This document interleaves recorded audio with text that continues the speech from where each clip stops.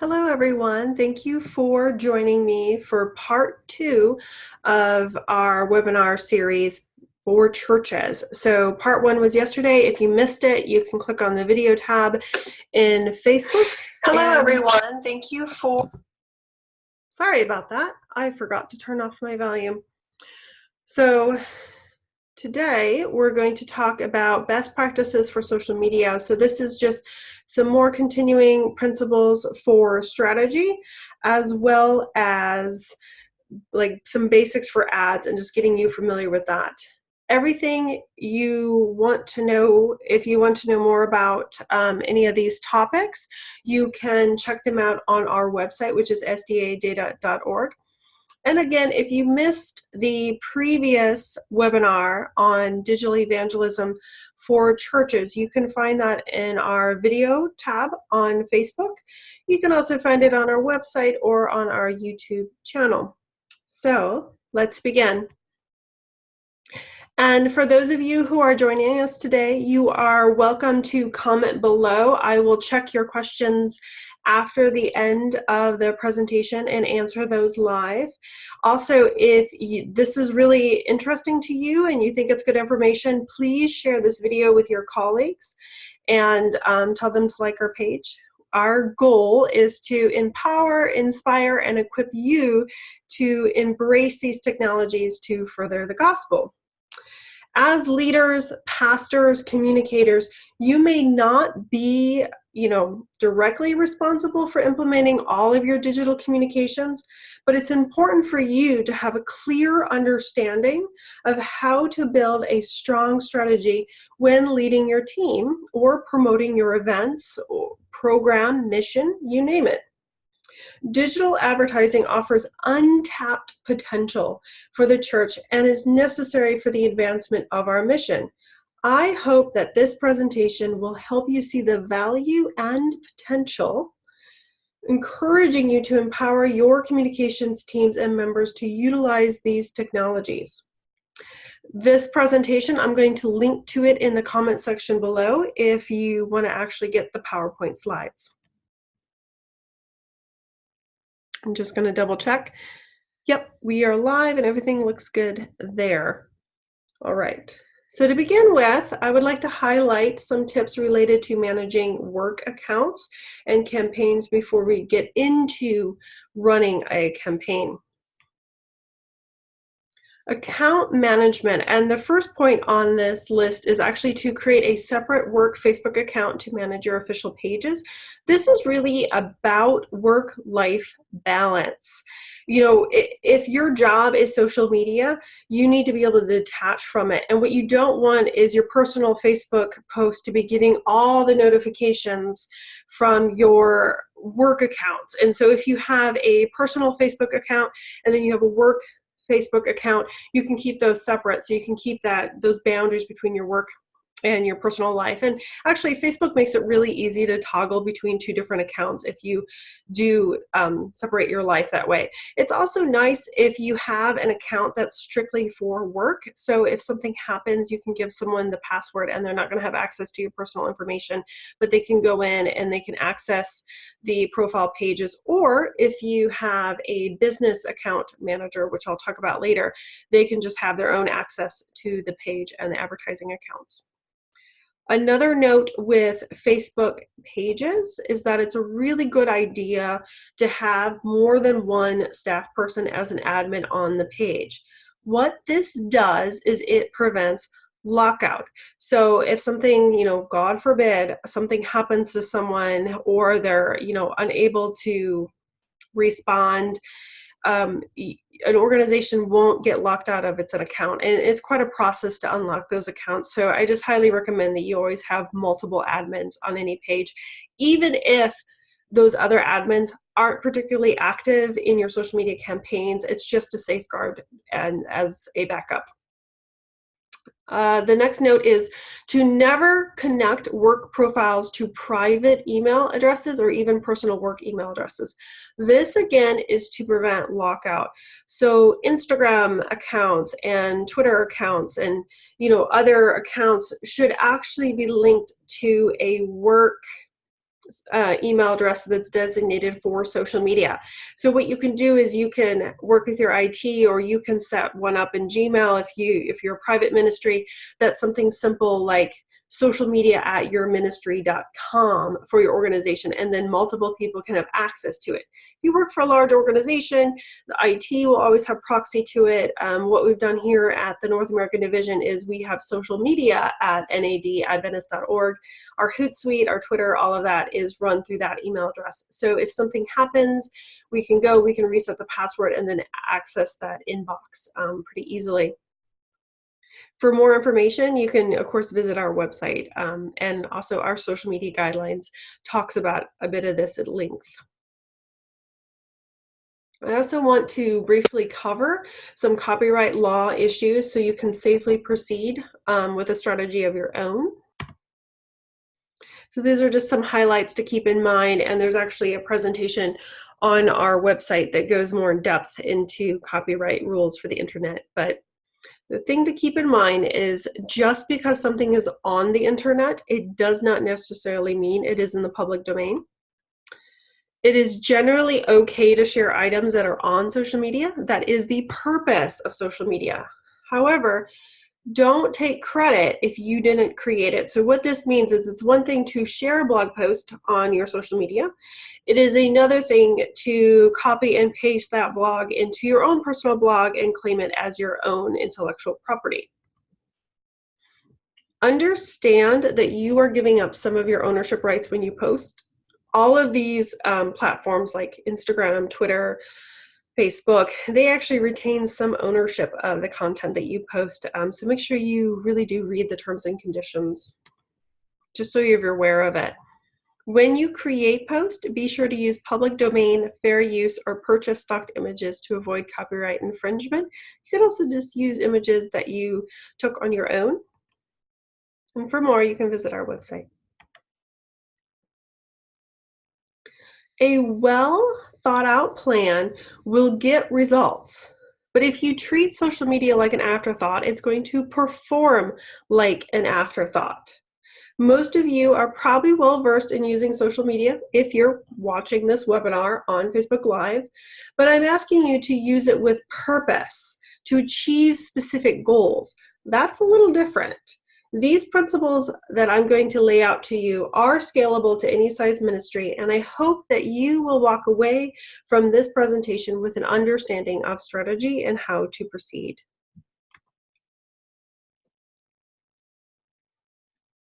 When developing your framework, and we talked a little bit about this in the previous webinar, but you want to first determine your key performance goals. In other words, what are you trying to achieve?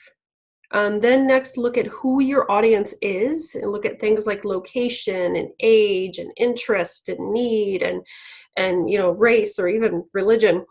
Platforms or channels, meaning where does your target audience spend their time? Is it on Facebook? Is it on Snapchat?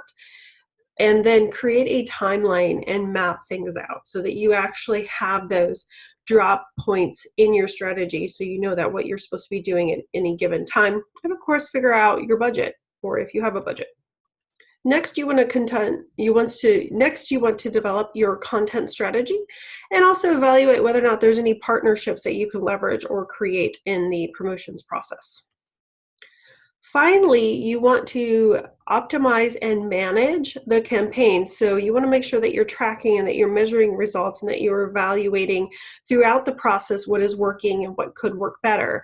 You also want to make sure that you're managing engagement and that there's always this member care aspect that we spent a fair amount of time on yesterday, where you're taking that time to respond to your audience, engage with them, and build that relationship, and that relationship that will actually matter in the long tail for your brand.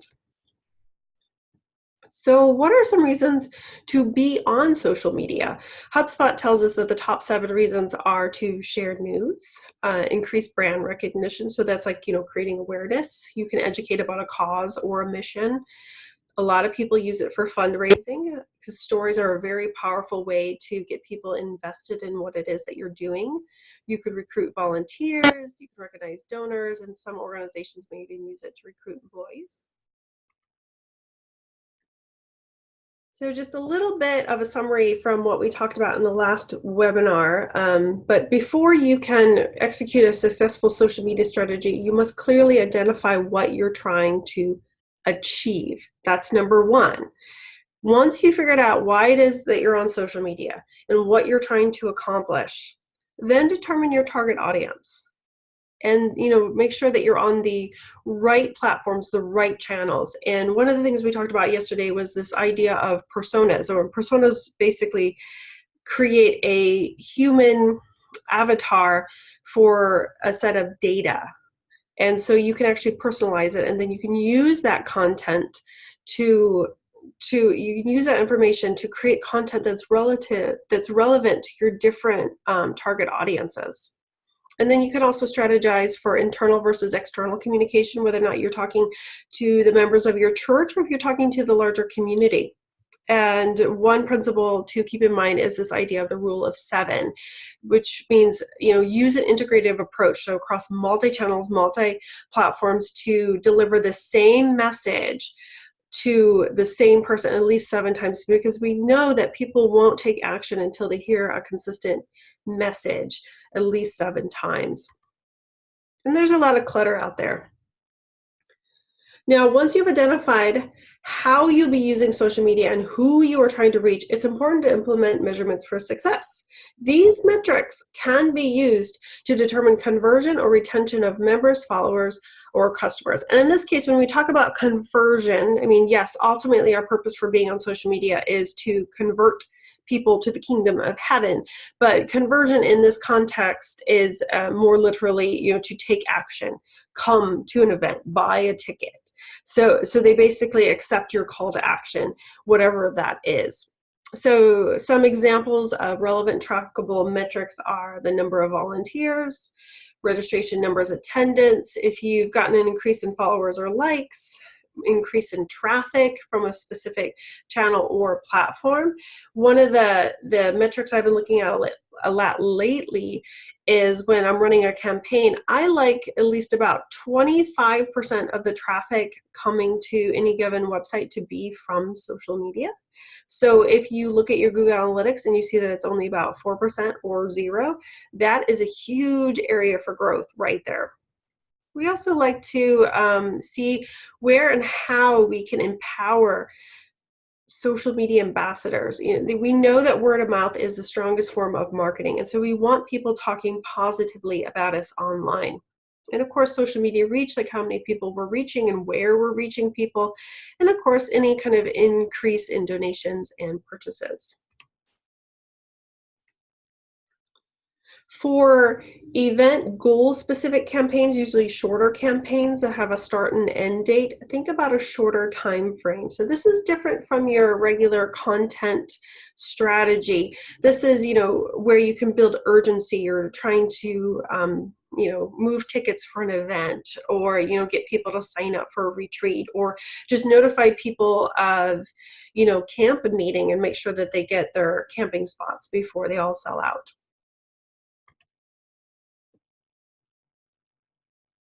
Be sure to get organized. This is very, very important, and there are a couple different templates on our website that you can download. This one is for a general content calendar, and it can help you strategize against all your different communication channels, whether that's a print drop, whether it's your website, blog, social media, an email. And you can actually share this type of calendar with your entire team just by using something like Google Docs. It's free. And once you get everything planned out, you should schedule what you can in advance, because it allows you to be more flexible and it frees you up to focus on things like member care.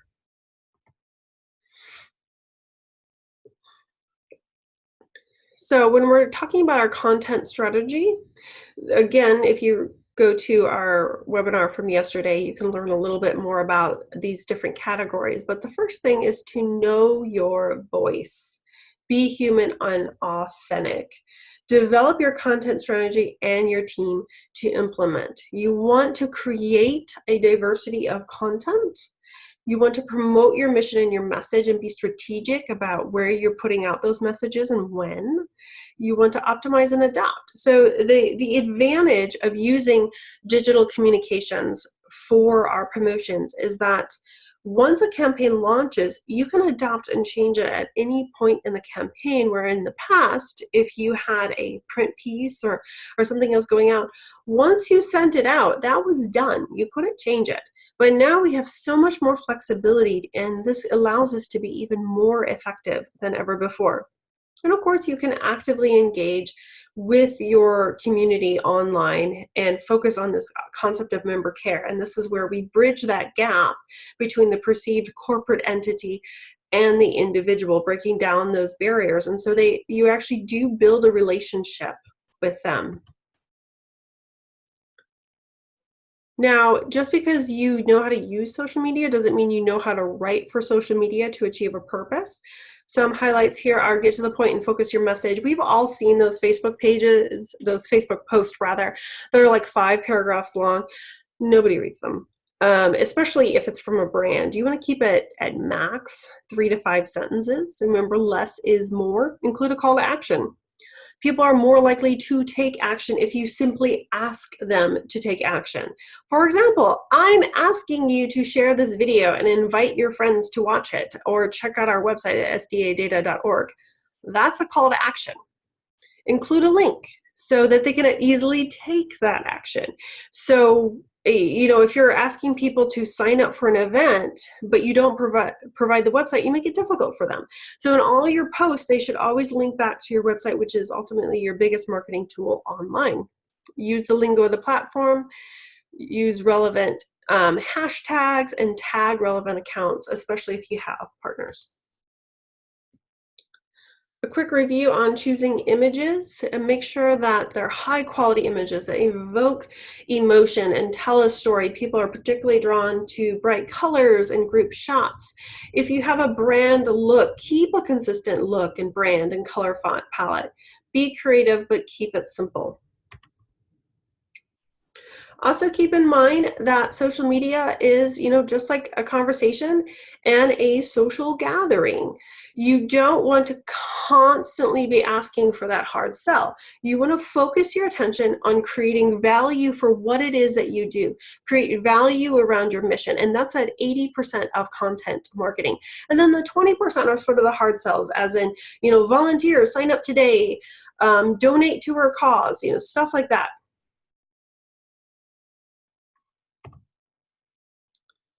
Active social media partnerships are a key to expanding your reach and branding. Social media is designed for community building, so I encourage you to find organizations to build partnerships with, either by location or topic.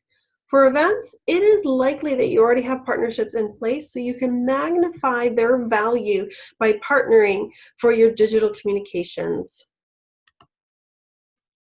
You might be asking, well, who can I work with? Well, anybody who's sponsoring the event or program that you're promoting, any organization that's involved in the event, participants and speakers. So if you're hosting a conference, it's a good idea to ask the speaker to actually promote about them coming to speak at your event, and even local churches and related organizations. And if it's a large event for the conference or union that you think is relevant to them, you can ask them to also cross-promote for you. Now, I don't know how many of you have heard of this idea of a pod, but it comes from the idea that, the behavior of dolphins, which is they move in a pod to benefit each other. And so what you can do is you can create a social media pod, which is basically a group of members who agree to engage and share each other's content. And, it basically just helps lift you up and expand your reach, and it's no cost, and it's just everybody can participate. We have a few of those going right now in the church for youth-focused profiles, where we all get on and like each other's content and stuff to help boost the reach and, take advantage of our combined power to magnify our messages.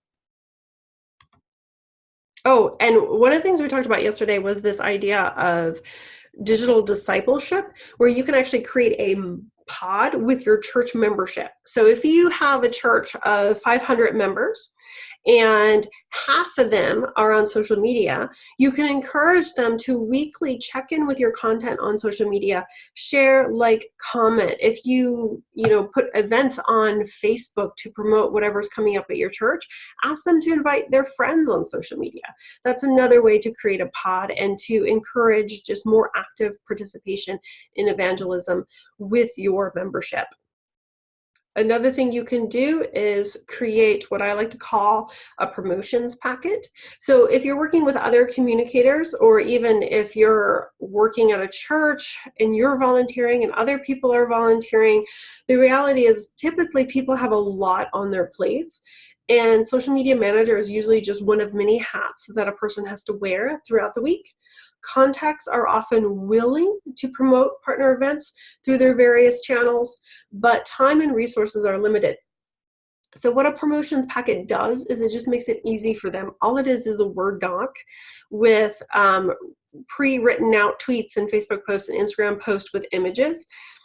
And in some cases, if it's relevant, you can actually include the dates that you would like it posted, but it just makes it really easy so the person just has to copy and paste and not worry too much about it, or they don't have to create it on their own.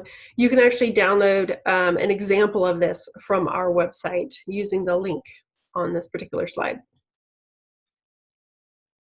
In this next section, we're going to talk a little bit about tracking an advertisement. This is just to help get you started. On our website, we actually have under the courses a Beyond the Basics course that goes into advertising and analytics and tracking pretty deeply. So you're welcome to go take a look at that, download the PowerPoints, and message me on Facebook if you have any questions.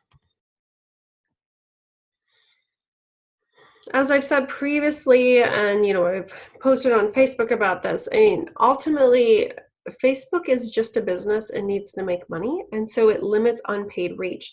And with Facebook Zero, that unpaid reach is going to get even smaller, so it's probably less than 10% now of people who see your content in their newsfeed if you're a business or an organization or something. You can counteract that by investing just a little bit of money.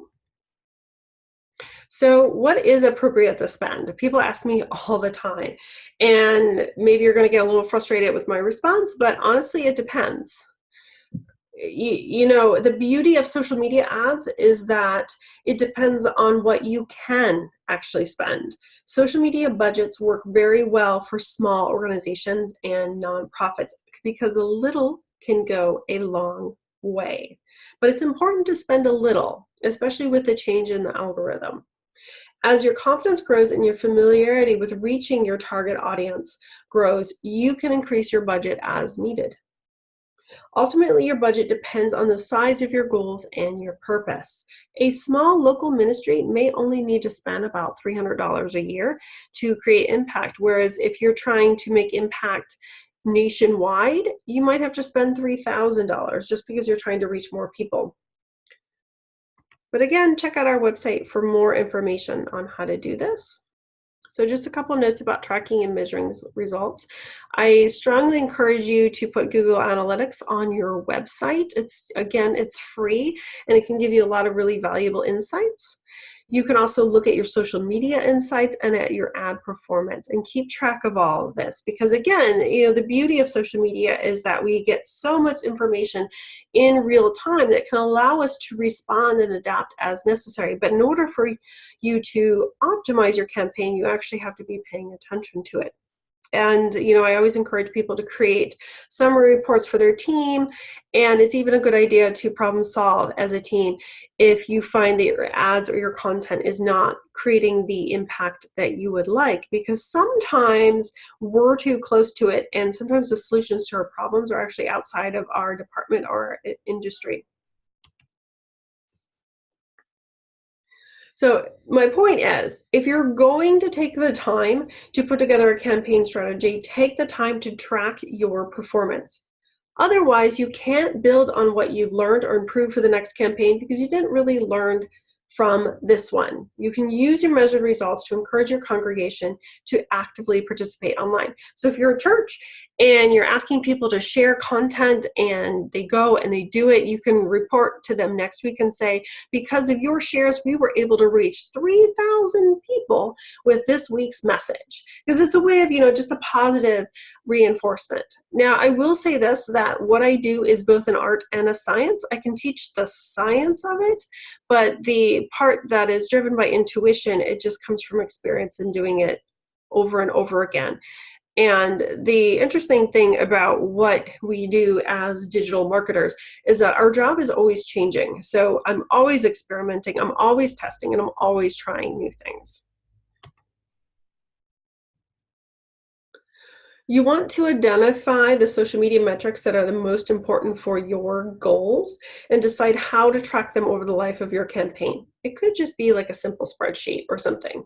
And if you don't have a lot of time, you can set benchmarks and track high-level numbers. Here are just some general guidelines for those different types of metrics, whether they're activity metrics, which is usually, if you're starting kind of from ground zero, then activity metrics might be useful to say, we've posted this much content, we've written this many blogs, and we boosted this many videos, something like that.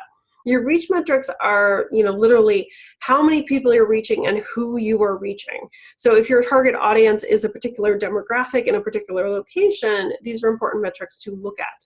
Engagement metrics are, of course, those interactions that kind of gauge how interested people are in your content. So this takes a little bit of experimentation so that over time you can really learn and understand what it is that your audience is interested in and how they respond. Acquisition metrics are, of course, changes in engagement over time or relationship developed, meaning they purchased a ticket, they went to your website, they read your blog, stuff like that. Conversion metrics, of course, are a little bit similar, where they've just taken an action that was part of your goal. And then, of course, retention metrics, and this is where you can get those social media ambassadors or those brand evangelists that talk positively about you online and invite their friends. Our final session is going to do an overview of Facebook ads. For those of you who are wanting to invest money into your social media effort, I'm limited on time today, but again, I encourage you to visit our courses on our website and go through the PowerPoint slides for our advanced Beyond the Basics course that goes into this kind of content in depth. For any kind of organization, I actually highly recommend setting up a Facebook business ads account. This is pretty cool because it allows you to manage across multiple pages and accounts, and you can give permissions to different people. So you want some people to maybe just analyze the data, others to be able to place ads, others to be able to manage other accounts. It just basically allows you to set those different levels. It also helps you to separate your personal life from your work account. And it actually allows you, if you're someone like me who might be managing multiple different campaigns for multiple different organizations, it allows you to do that simultaneously and have the ads billed to multiple different credit cards. Now, I don't think most of you will be in that boat, but if you are, this is why Facebook Ads Manager is pretty great. Facebook acquired Instagram. It actually owns both. And so now you can run highly targeted ads on both Facebook and Instagram, and you can take advantage of all the analytics that go with them. It's actually very easy to do, and it's scalable, again, to any size budget. Facebook's advertising and targeting abilities are still far superior to anything Twitter or Pinterest has.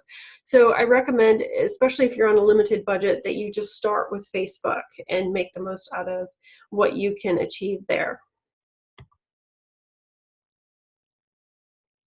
So some basic ways to target are by location, and you can actually even do by address.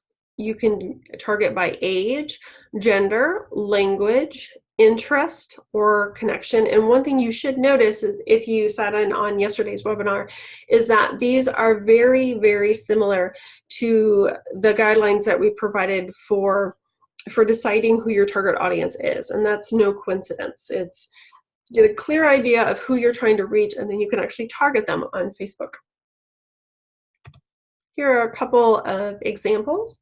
The first example is just we actually targeted within 5 miles of the city of Tacoma Park. This was for an event that Sligo Church was doing where they wanted people to come for a healthy eating film.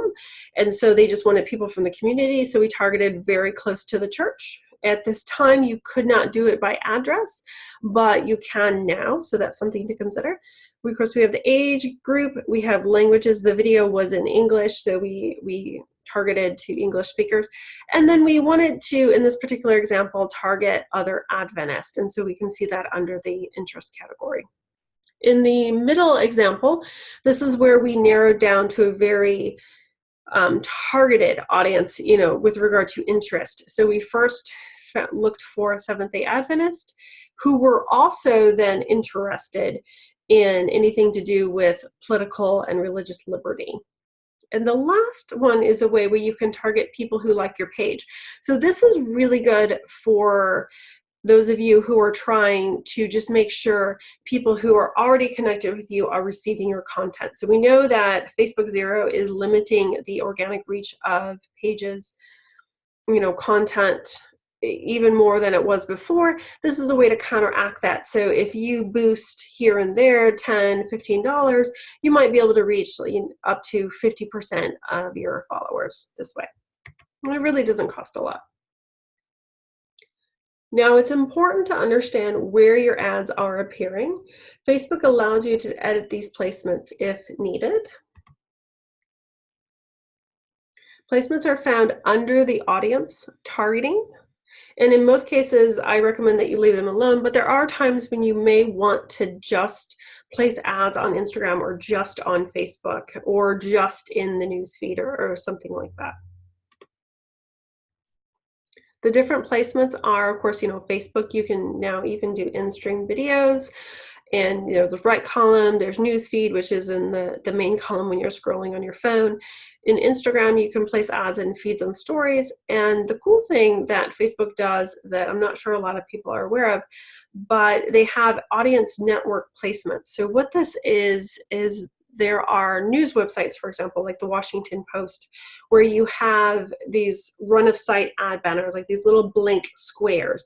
And if you are in Facebook's targeted audience, they can follow you to that news website and serve you the same ad to help, keep getting those impressions to you so that you may eventually take action if Facebook has decided, yes, you engage with these people's content, this is an ad that's relevant to you.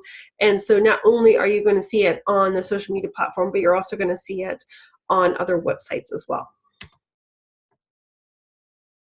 Now we're going to talk about how to define how much you'd like to spend with any given ad and when you would like your ads to appear.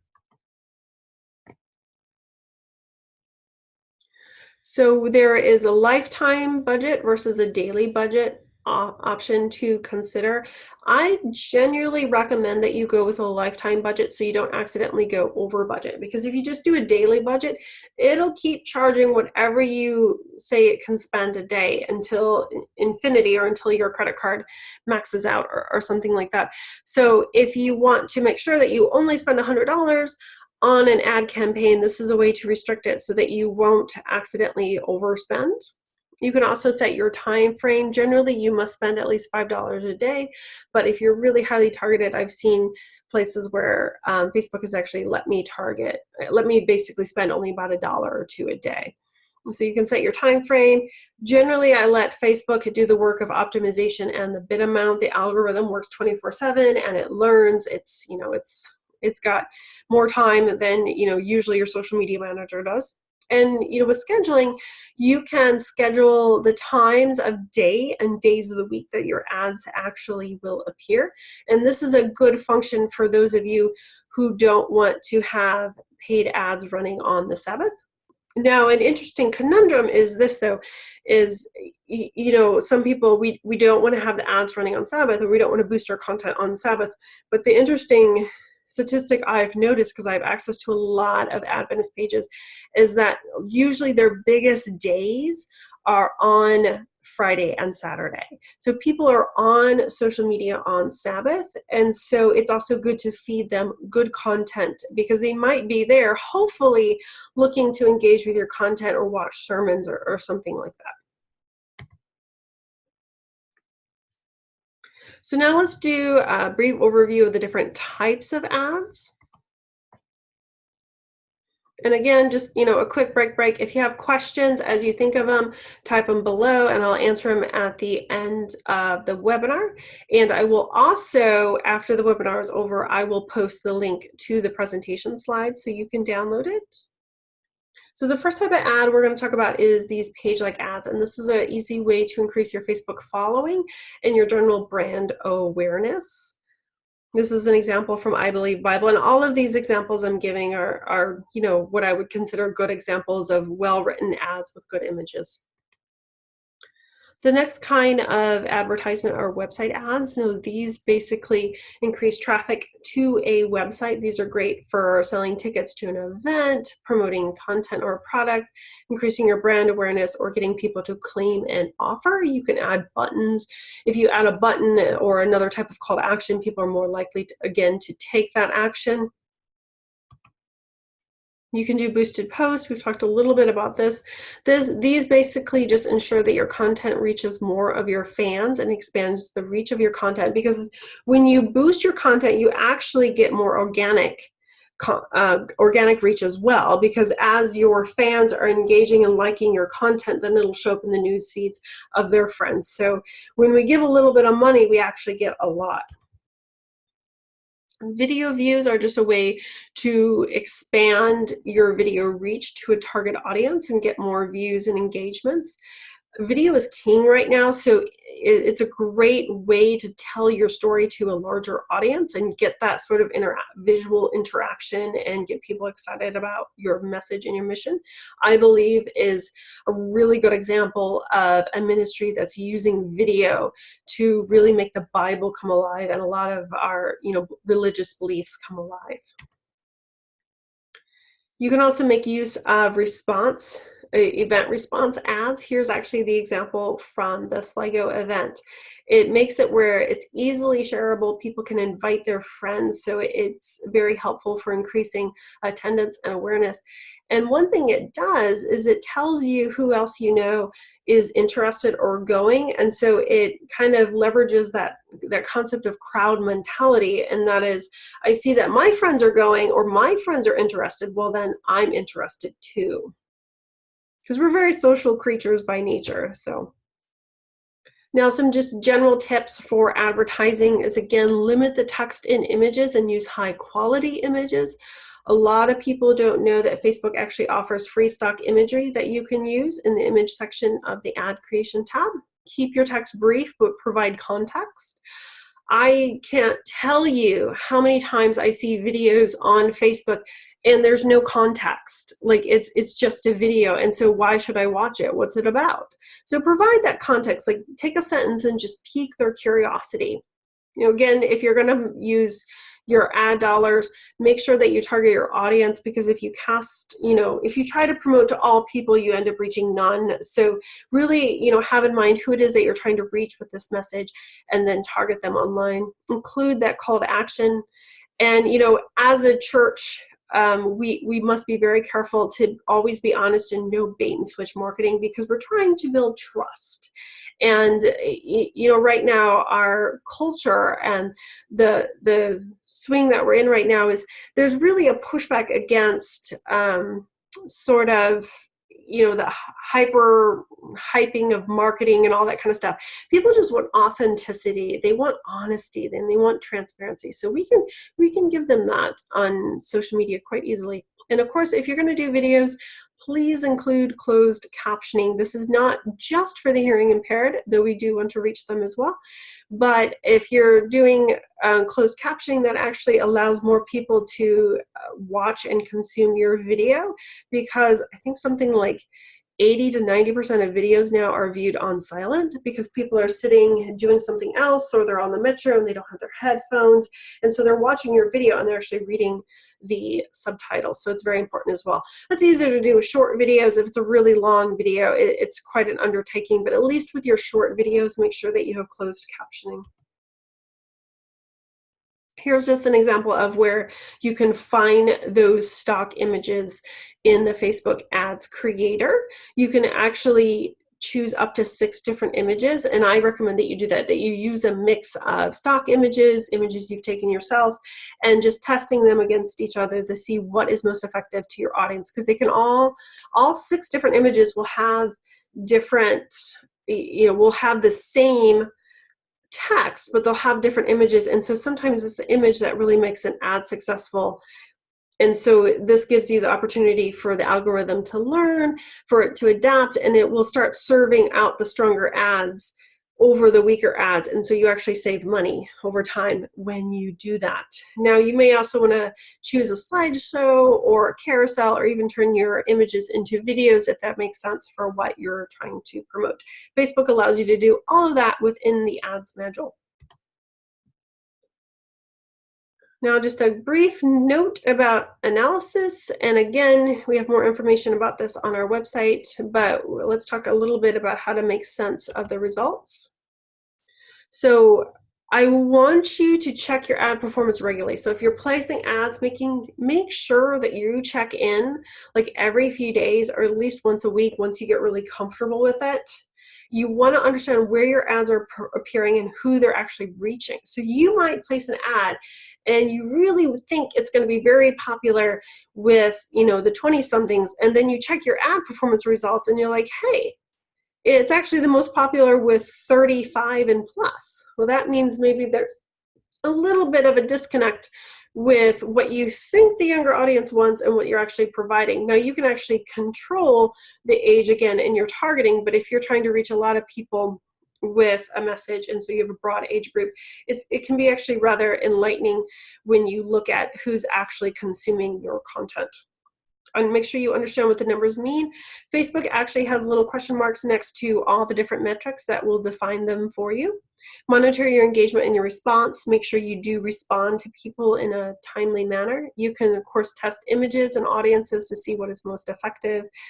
And connect your performance to the Google Analytics and follow your visitor behavior using trackable links. You can learn more about that on our website. And of course, check regularly throughout the course of a campaign, because the results may shift over time as the algorithm adapts, but also as, just sentiments change, people change. I once ran into someone who had been running the same ad for a year, and they were wondering why it wasn't performing as well anymore. And I was like, well, the internet is a different place. It's been a year. So, make sure you're always mixing it up and that you're trying different things and that you're keeping it fresh. Here's just some key terms to keep in mind. Results are typically tied to what your goal was or your objective with your ads. That just tells you how many times that people achieve the outcome that you were looking for. Reach are the number of individuals that you reached, and impressions are the number of times your ads were seen. So like one person could be reached, but they could have seen your ad 3 times. Cost per result. This is usually the average cost per result from your ads. You want to keep this below about 50 cents. Is kind of my rule of thumb. Relevance just tells you how relevant your advertising and your messaging was for the group that you're targeting. You want at least a 6, but aim for an 8 to 9. And occasionally I get really excited when I get a 10. But if you're getting relevance ratings of like 1 to 3, then you really need to rethink your messaging and your imagery. And click-through rate is basically the percentage of times people saw your ad and performed a click, all clicks. And then, of course, we have CPM and CPC, which isn't the most relevant for most people, but you can check that out later. We also have all these terms defined on our website. So now that is the presentation. So I'm going to check out Facebook and see how many comments we have. We also have all these terms defined on our website. Hold on. Okay, so Kathy and Stuart Pepper are watching. It's nice to have you. And we have the BC Conference of SDA Children's Ministries. It's nice to have you guys too. Denise says, analysis and metrics are confusing to me. I will keep watching and trying to figure it out. Well, Denise, if you visit our resource page, our resource menu page, we actually have quite a bit of content about tracking and analytics, and we also have some presentations that go more in depth on these different topics. And soon I'm actually going to be releasing some tutorials, video tutorials that explain a few of these things, but we don't actually get too deep into those because the videos are only about 2 minutes long. So, all right, does anybody have any other questions? If not, I can wait a few minutes so you can think of your question. And or if you enjoyed this video, this is me embracing technology to get this message out to more people, because I want everyone to embrace this technology. So sorry if it's a little awkward here and there, but I'm hoping to provide more content like this. And again, I'm just being me, I'm being human, I'm being transparent, I'm not perfect. But instead of me just presenting in person to groups of 50 or 100, this is a way for me to reach more people by just making use of Facebook Live and Zoom. All right, so Panda Joe says, how can I convince my bosses to budget more for advertising? Well, I have found actually that the best way to convince people is by showing them the results. So if they will give you a little bit of money, make sure you invest it wisely and show them that it actually works. So for one example, Pathway to Health, we did quite a bit of advertising for not only the volunteers to recruit volunteers within our community, but also within the local community to let them know that the services are available, because you can't really host a mega health clinic if you don't have patients. And so we spent quite a bit of money promoting to the community online. And then what we did is we actually hosted a exit survey to ask people where they heard about the event. We also had a lot of anecdotal stories and stuff like that were coming in about people had seen it on Facebook, and then so they checked it to make sure it was real. And then other like older members coming in and saying, my daughter called me, she saw this on Facebook and she told me to come down and see if you guys could help me with my dental problems, stuff like that. That's one way to show results. If it's something simpler like Sligo hosted Eating You Alive, the health film, and then a panel discussion afterwards, if you get from there, they just looked around and said, we've never seen a lot of these people before, so they must have come in through Facebook because we've never done Facebook before. And then what I asked them to do is next time you should just straight up ask people, to raise their hands if they learned about the event on social media. And that's just it's more anecdotal, it's less quantitative, but it's a way to get those, just a general idea if people are hearing about it on social media. You can also, if you have Google Analytics installed on your website, you can actually track the increase in traffic from social media to your website. So that means it's very, very important to always include a link in your post that direct them back to the website or the web page where you want them to take that action. So Kathy Pepper is asking, if you're trying to advertise a prophecy seminar, where would you start? Well, I have advertised a prophecy seminar. We actually, I think it was last year, or no, it was the November before that. I think it was the first November I was here. We did Revelation Speaks Peace in Maryland, in the Chesapeake Conference, in over 33 locations. And so we did the traditional means because, again, I feel that social media is a way to amplify what we're doing. People still respond to flyers and billboards and emails and stuff like that. So it's not that we're done with them, but they're an important part of the mix. But what we did is, in addition, we set aside some money and we targeted people on Facebook who were interested in Bible prophecy, in Armageddon, in, you know, all of those different topics that were sort of related to Bible prophecy, and times.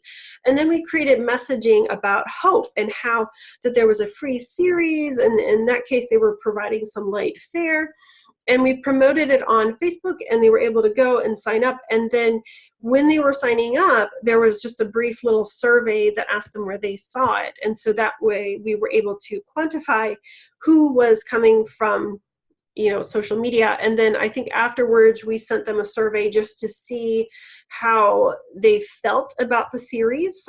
So it was an impact survey, but it was also quantitative in the sense that it again asked them what faiths that they were coming through from, and then how they heard about Revelation Speaks Peace. And what was interesting is, you know, I think people were really concerned because we did a lot of advertising on social media, like, are the people who come really going to be committed?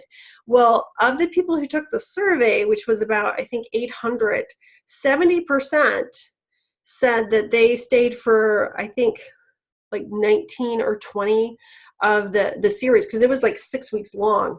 And so most of them completed or nearly completed the whole series. And I think over 90% of them said that it helped them to like foster conversations about the Bible and prophecy with their families, but also gave them something to think about.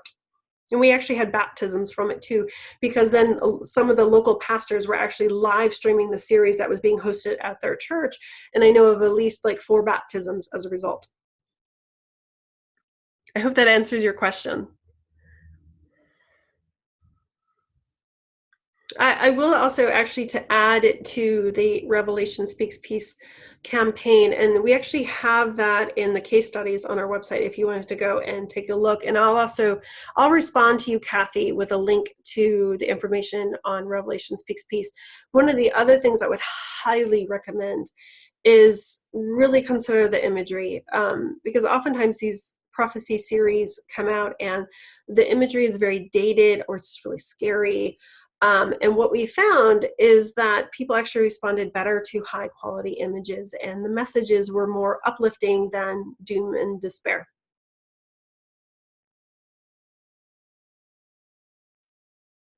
So Evangelist Femme is saying, I have used Facebook to advertise a Bible study on an online chat room, but no one ever came. What am I doing wrong? All right, well, I would have to know a little bit more, but it depends on whether or not who you were trying to reach, who you were actually reaching on Facebook, and whether or not the online chat room was the appropriate place to host a Bible study. So maybe people weren't necessarily interested in doing it that way, but I'd have to know a little bit more. You can direct message me and maybe I can answer a little bit better. All right. Hi, Paulo and Diego. I know you guys. All right, well, I'm going to wrap it up. I'm going to provide the links to the PowerPoint in the comment section below. And yeah, if you missed yesterday's webinar, it's in the video section of our website, and check out sdadata.org for more information on how you can utilize digital strategies for the gospel. And if you have any questions, you can always direct message me. Have a lovely day, and I will hopefully see you all again soon in the digital space.